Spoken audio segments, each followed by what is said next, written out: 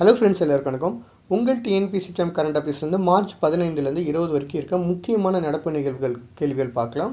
So அதுக்கு முன்னாடி முந்தைய வீடியோவில் கேட்கப்பட்ட கேள்விக்கு சரியான பதில் நிறைய பேர் கமெண்ட் பண்ணியிருந்தீங்க. அவங்களுக்கு சேனல் சார்பாக வாழ்த்துக்கள். ஓகே, இன்றைக்கான வீடியோக்குள்ளே போகலாம். முதல் கேள்வி பார்த்தீங்கன்னா, சரஸ்வதி சம்மான் விருது கேரள கவிஞர் பிரபா வர்மா அவர்களுக்கு சரஸ்வதி சம்மான் விருது வழங்கப்பட்டிருக்கு.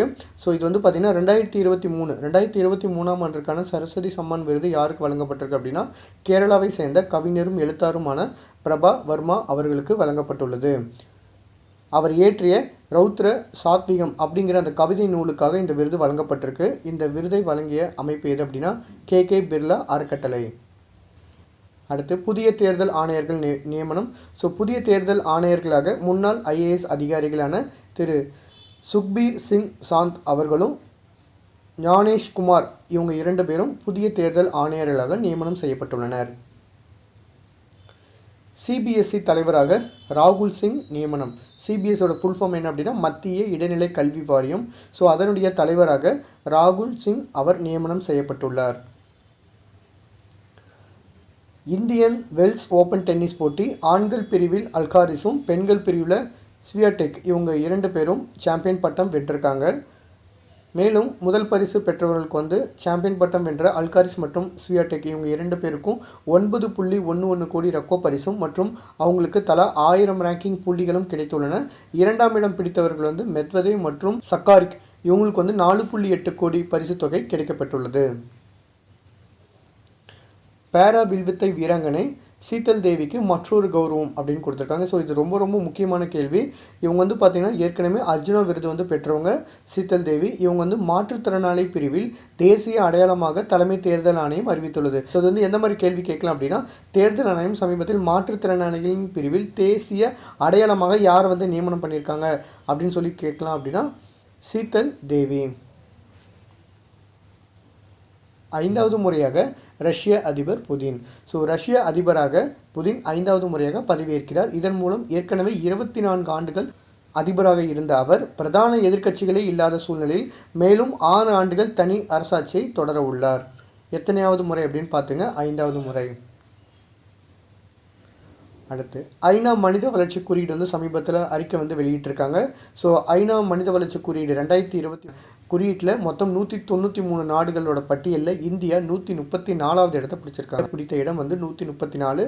வருஷம் பார்த்துங்க, 2022ஆம் ஆண்டுக்கான ஐநா மனித வளர்ச்சி குறியீட்டில் இந்தியா 134வது இடம்.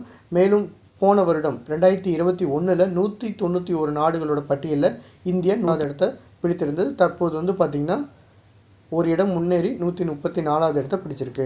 அடுத்து, புதுக்கோட்டை, திருவண்ணாமலை, நாமக்கல், காரைக்குடி மாநகராட்சியாக உயர்வு செய்யப்பட்டிருக்கு. ஸோ எந்த திருத்தத்தின்படி பண்ணியிருக்காங்க அப்படின்னா, 1998ஆம் ஆண்டு நகர்ப்புற உள்ளாட்சி அமைப்புகள் சட்டத்தில் இந்த திருத்தம் மேற்கொள்ளப்பட்டிருக்கு.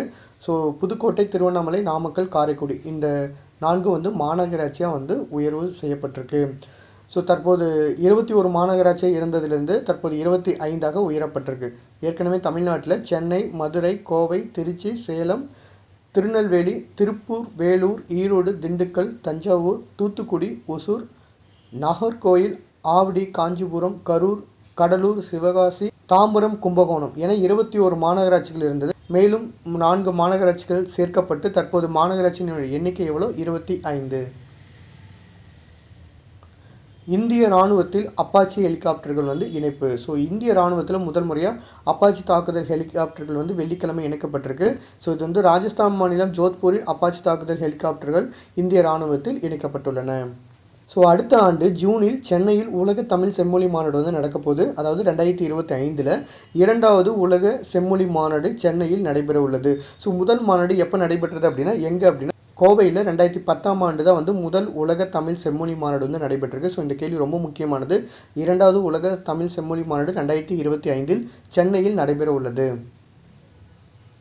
அடுத்து, ஜனவரி 12 அயலக தமிழர் தினம். அயலக தமிழர் தினம் ஜனவரி 12. ஸோ சமீபத்தில் 2024 நடைபெற்ற உமன்ஸ் பிரீமியர் லீக் கிரிக்கெட் போட்டியில் பெங்களூர் சாம்பியன் பட்டம் வென்றிருக்காங்க. யார் அப்படிங்கிறத மட்டும் பார்த்துக்குங்க. அடுத்து 250 ஆண்டுகளாக செயல்பட்டு வரும் இந்தியாவின் முதல் தபால் நிலையம். ஸோ இதை பற்றின தகவல்கள் பார்க்கலாம். 1774 அப்போதைய வங்காள கவர்னர் ஜெனரலாக இருந்த வாரன் ஹேஸ்டிங் கொல்கத்தாவில் தொடங்கி வைத்த இந்தியாவின் முதல் தபால் நிலையம் 250 ஆண்டுகளை நிறைவு செய்துள்ளது. ஸோ இந்தியாவோட முதல் தபால் நிலையம் எங்கே அமைந்துள்ளதுன்னா கொல்கத்தா. ஸோ அதை நிறுவியவர் வந்து வாரன் ஹேஸ்டிங். எந்த வருடம் அப்படின்னா 1774. அது தற்போது 250 ஆண்டுகளை நிறைவு பெற்றுள்ளது. ஸோ அடுத்து தொல்லியல் ரிலேட்டடான ஒரு கேள்வி வந்து பார்க்கலாம். பழைய குற்றாலம் அருகே கிடைத்துள்ள அரிகண்டன் அடுக்கல். ஸோ இது வந்து எங்கே இருக்குது, எந்த மாவட்டம் அப்படின்னா தென்காசி மாவட்டம். பழைய குற்றாலம் அருகே 400 ஆண்டுகளுக்கு முந்தைய ஹரிகண்டன் அடுக்கல் வந்து கண்டுபிடிக்கப்பட்டிருக்கு. ஸோ ஹரிகண்டன் அடுக்கல் அப்படின்னா என்ன அப்படின்னா, போருக்கு செல்வதற்கு முன் ஒருவரை பலி கொடுப்பது வழக்கமாக இருந்தது. உயிரை மாற்றி கொள்ளும் நபர் தன் கழுத்தை தானே அறுத்தோ அல்லது குத்தி கொண்ட உயிர் துறப்பார். ஸோ இதை தான் வந்து அரிகண்டம் அப்படின்னு சொல்கிறாங்க. ஸோ இது தொடர்பான ஒரு நடுகள் வந்து தற்போது தென்காசி மாவட்டம் பழைய குற்றாலத்தில் கிடைத்துள்ளது. அடுத்து முத்துலட்சுமி ரெட்டி திட்டம். ஸோ இந்த திட்டம் பார்த்திங்கன்னா கர்ப்பிணி பெண்களுக்கு நிதி உதவி வழங்கக்கூடிய அந்த திட்டம். ஸோ இந்த திட்டம் வந்து தற்போது 3 தவணைகளாக வழங்கப்படும் சொல்லியிருக்காங்க. இதுக்கு முன்னாடி எவ்வளோ இருந்ததுன்னு பார்க்கலாம். முத்துலட்சுமி ரெட்டி திட்டத்தின் கீழ் தமிழகத்தில் கர்ப்பிணிகளுக்கு 5 தவணைகளாக வழங்கப்படும் நிதியுதவி தற்போது இனி வரக்கூடிய நாட்களில், அதாவது ஏப்ரல் 1 3 தவணைகளாக வழங்கப்படும் அப்படின்னு சொல்லி கொடுத்துருக்காங்க. 5 தவணையிலிருந்து தற்போது 3 தவணையாக மாறி இருக்கு. ஸோ இந்த திட்டத்தின் கீழ் எவ்வளவு நிதி வந்து கொடுக்குறாங்க அப்படின்னு கேள்விகள் கேட்கலாம். 14,000 ரூபாய் வந்து நிதி வந்து கொடுக்குறாங்க. ஸோ இது வந்து மத்தியில் இருக்கக்கூடிய பிரதான் மந்திரி மாத்ரு வந்தனா யோஜனா திட்டத்தின் கீழே தான் வந்து இந்த திட்டம் செயல்பட்டு வருகிறது. ஓகே ஃப்ரெண்ட்ஸ், இன்றைக்கான உங்களுக்கான ஒரு கேள்வி. இதுக்கு பதில் தெரிஞ்சவங்க கீழே கமெண்ட் பண்ணுங்கள். 2022ஆம் ஆண்டிற்கான மனித வளர்ச்சி குறியீட்டில் இந்தியா பிடித்துள்ள இடம். 2022ஆம் ஆண்டிற்கான மனித வளர்ச்சி குறியீட்டில் இந்தியா பிடித்துள்ள இடம். ஓகே ஃப்ரெண்ட்ஸ், இந்த வீடியோ உங்களுக்கு பிடிச்சிருந்தனா லைக் பண்ணுங்கள். இன்னும் நம்ம சேனலை சப்ஸ்கிரைப் பண்ணாதவங்க சப்ஸ்கிரைப் பண்ணிக்கோங்க. பக்கத்தில் இருக்க பெல் பட்டனையும் மறக்காமல் கிளிக் பண்ணிக்கோங்க. தேங்க்யூ.